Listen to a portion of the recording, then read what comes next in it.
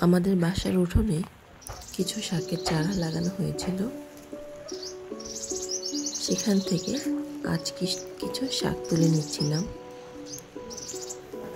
আসলে নিজের বাসার উঠোনে বা ছাদে ছোট্ট করে হলেও একটু বাগান করা উচিত,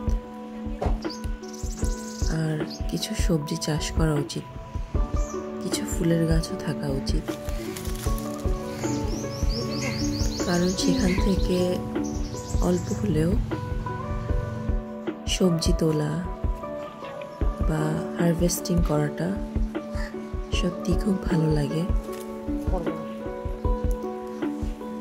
আমরা সবসময় ধনের চারা দিয়ে রাখি।